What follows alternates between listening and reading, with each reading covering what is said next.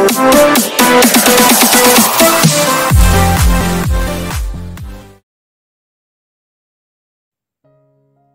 Lola! Hi, Lolo!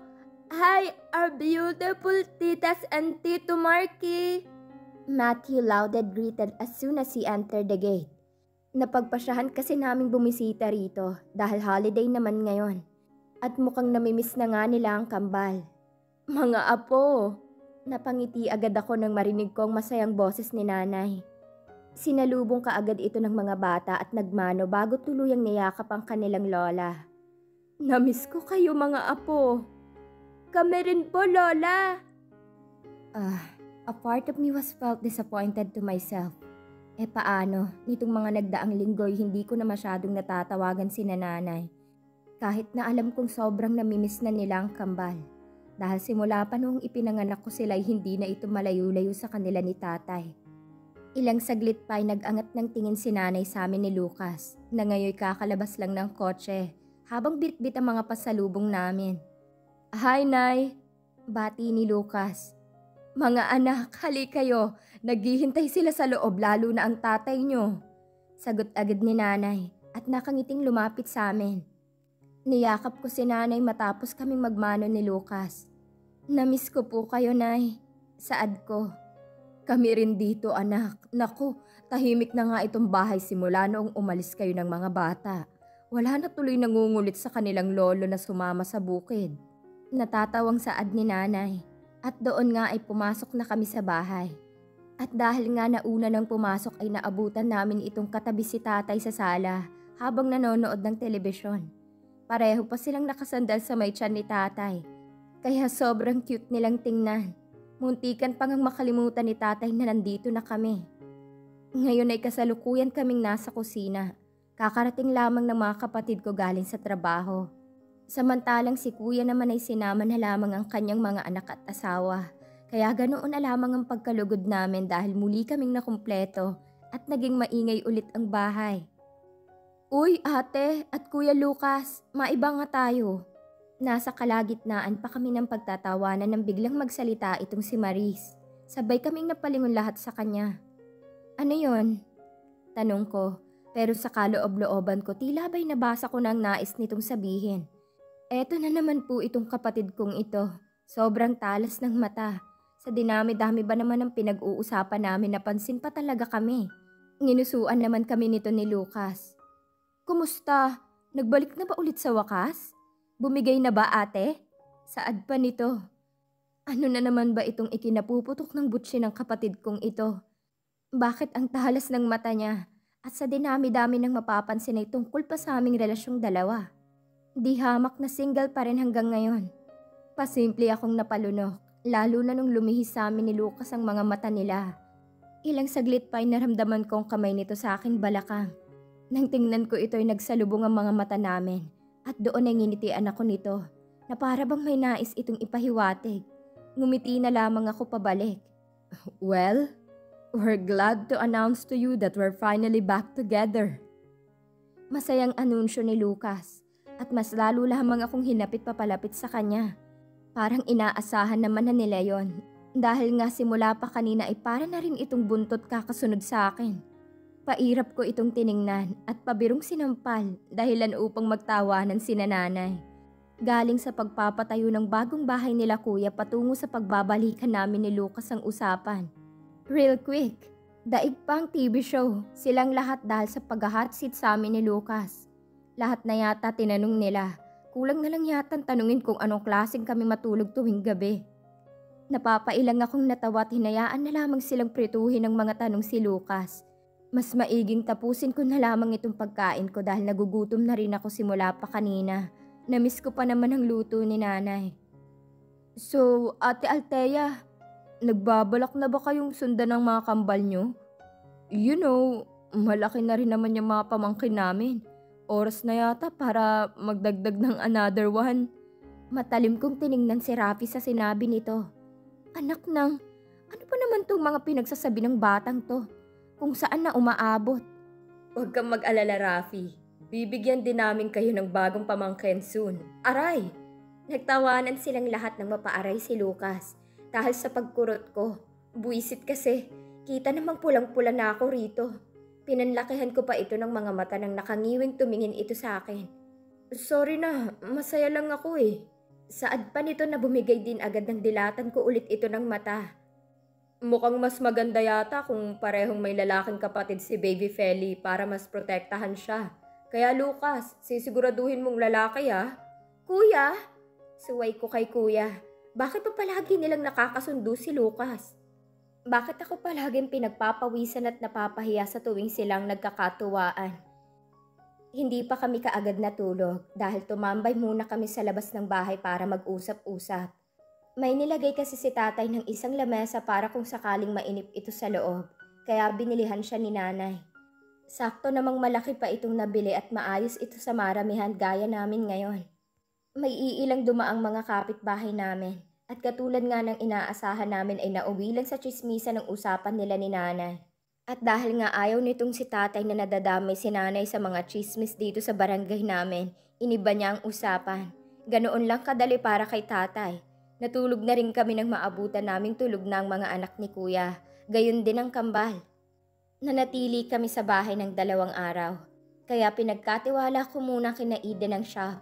Hindi naman ako nabigo dahil pagka-uwian nila ay tumawag kaagad siya sa akin at namalita tungkol sa benta ng shop para sa araw na yon. Mabilis na lumipas ang mga araw. Hindi ko nga namalayong 6 na buwan ko na pala ito bilang negosyante. I was so happy because my shop was successful. Malaki na ang naipon ko na sanay para sa pagpapagamot sa anak kong si Feli. Kaya nga noong nakaraang buwan ay napagplanuhan namin ni Lucas na ibalik si Feli sa espesyalista niya. Sa kasunod nitong buwan, hindi ko maiwasang ma-excite. Ngayon ay 4:00 pa lang ng hapon. Maaga akong nakauwi kaya tinawagan ko na lamang si Lucas para sabihing ako na ang susundo sa mga bata. Dinala ko nga ang mga anak ko sa mall dahil may kailangan din kasi akong bilhin na kakailanganin ko sa coffee shop. Umuwi rin kaagad kami. Kaya kami nandito sa sala ngayon habang nanonood ng TV. At si Feli naman ay nasa cellphone ko nakatutok ang atensyon dahil naglalaro ito ng may talking Angela. Nagpatulong pa nga ito sa akin para mamili ng mas magandang outfit para sa kanyang pusa na dimansyon na. Gahara, ito namang kuya niya ay nanonood naman ng Ben 10. Wala naman na rin akong ibang choice kundi ang manood. Kung sa bagay Cocomelon nga na kaya naming panoorin sa bahay ng halos araw-araw sa loob ng 4 na taon. Ito pa kaya? Pero habang nasa kalagitnaan pa kami ng panonood ng TV, nang makarinig kami ng busina ng pamilyar na kotse galing sa labas, napabalikwas kaagad ako ng pag-upo. Si Lucas ba yon? Pero ang aga pa. Babies, dito na muna kayo ah. I will go check outside first, alright? Pagpapaalam ko sa mga bata bago tuluyang umalis sa sala para silipin ang labas. Tama nga ako. Umuwi na nga si Lucas. Ang aga niya naman yata. Pinakamaaga kasing uwi niya ay 5:00 na ng hapon. Pero ngayon bago pa lang mag 4:00. Kaya ganun na lang ang pagkagulat ko. Lumapit ako rito nang lumabas na ito galing sa kotse. Matapos nitong iparada ang kotse sa garahe. Han, maaga ka ata. Bungad ko rito matapos ako nitong salubungin ng halik sa aking mga labi. Napaaga lang Han. Can you please make me a cup of coffee? My head hurt so bad. He said as I took off his tuxedo. I smiled at him and nodded. Sure, ako nang bahala. Samahan mo na lang muna ang mga bata sa sala. Paniguradong magugulat yun kasi ang aga mong umuwi. Masayang sagot ko. He just gave me a small and tired smile. What's wrong? I badly wanted to ask him. I can obviously sense that he has a problem. But he was just trying to conceal it from me. Nakakagulat. Parang kahapon lang ay sobrang laki ng ngiti sa mga labi nito. Habang papasok ng bahay, dala-dala ang pasalubong para sa mga bata.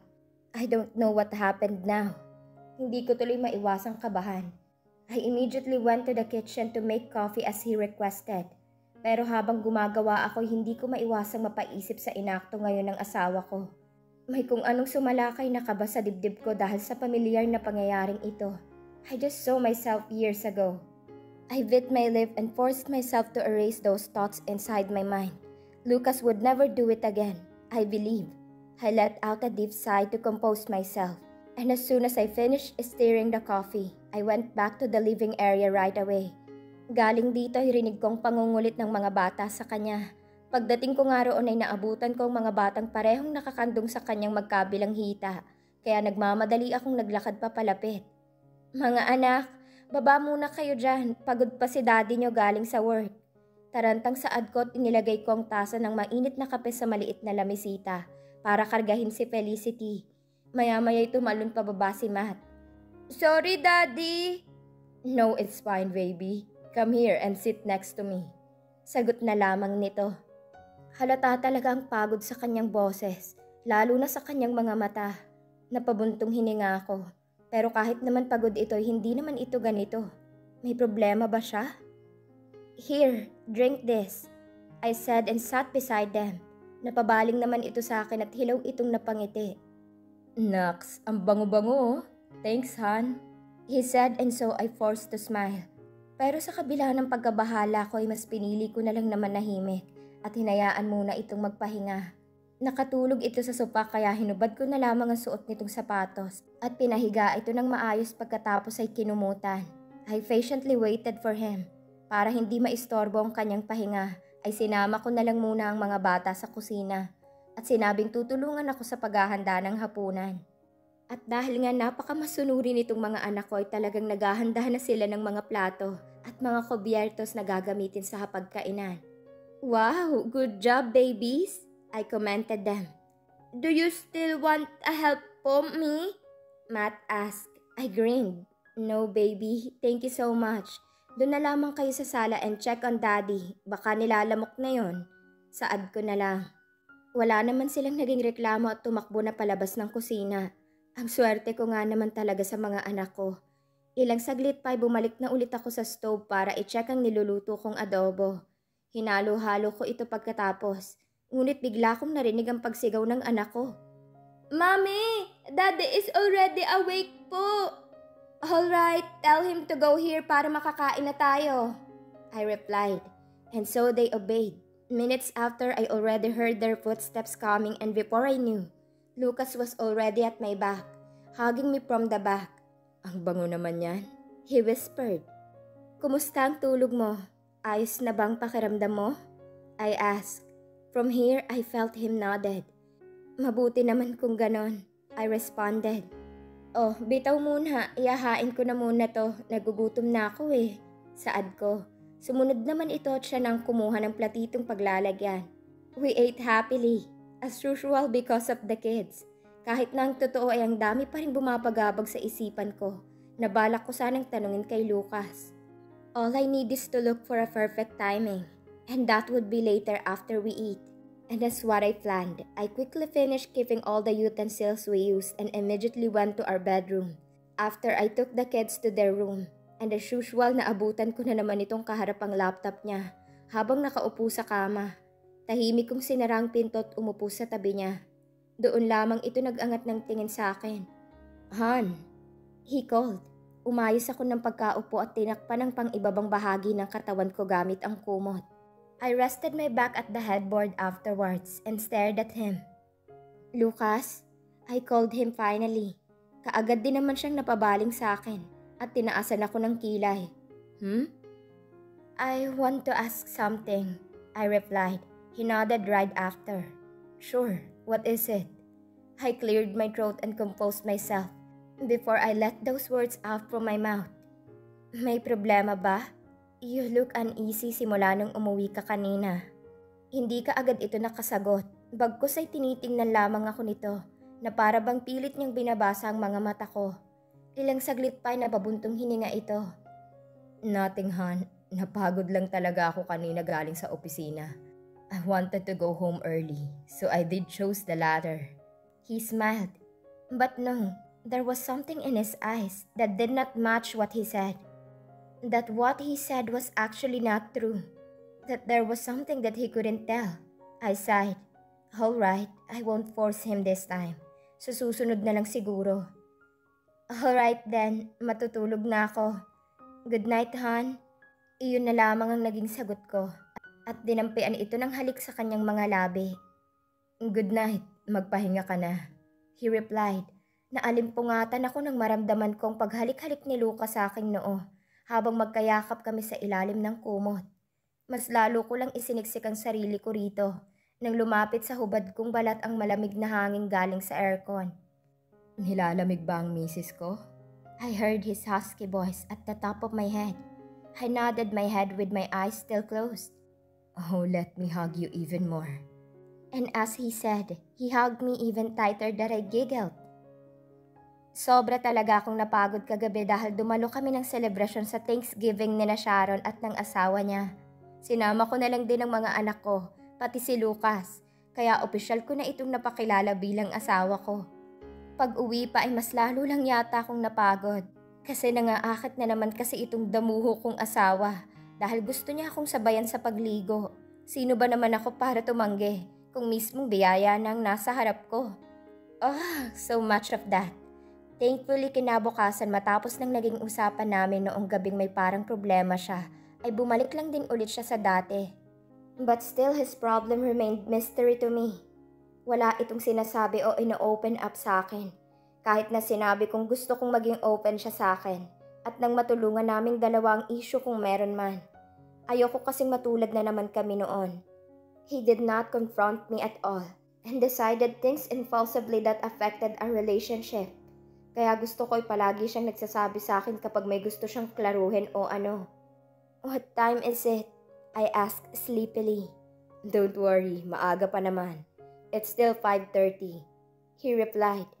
Thanks God, inaantok pa rin talaga ako. And so I slept again, letting Lucas' warmth cover me. At ayun nga, nakaidlip ako. Maya-maya pa'y nagising na ako sa ganoon pa ring posisyon. Magkayakap pa rin kami sa isa't isa. Pwede bang hindi na lang kami umalis? I still wanted to cuddle him more. Good morning, hon. Looked like Lucas noticed my head moving, and so he greeted me. I smiled sweetly. Good morning. What a good morning indeed. God knows how much we wanted to spend the whole day cuddling each other. But then since araw ng Biyernes ngayon, ay may pasok ang mga bata.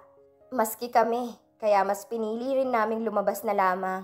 Nakakagulat nga at maagang nagising ang mga bata at naabutan namin ito sa sala.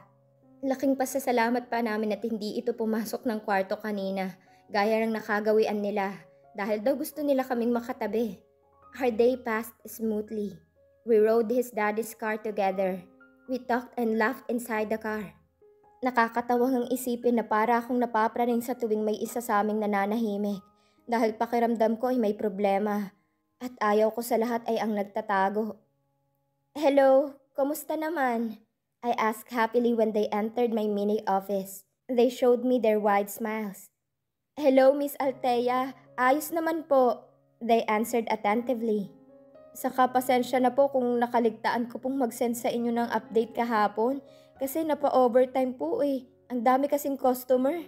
Saad ni Eden na ikinagulat ko. Oh gosh. Oh no, nag-overtime kayo rito? Geez, I'm so sorry. You should have said Eden para pumunta na lang ako dito. Oh gosh, I'm so sorry. I apologized. Mas inuna ko pa kasi yung pag-attend ko. Hindi ko man lang tinawagan ng mga empleyado ko at mga musta man lang. Sobrang busy pala nila at napilitang mag-overtime dito.